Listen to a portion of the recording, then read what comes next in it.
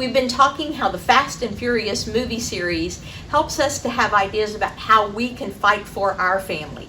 And so today is our third tip from that movie series, and that is really focused on the difference within the family members.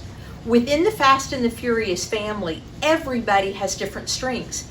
They have different likes, they have different tastes, they have different lifestyles. They're a very diverse group of people for the most part. And when they're not within the family, they're off living their lives. But they respect and value what each member of the family brings to it. What about in your family? How would your family be stronger and healthier and more like a cohesive team if you embraced each other's strengths and differences instead of squabbled over them? Make sure that you comment, like, and share, and be sure and look for tomorrow's Friday Family Focus Challenge.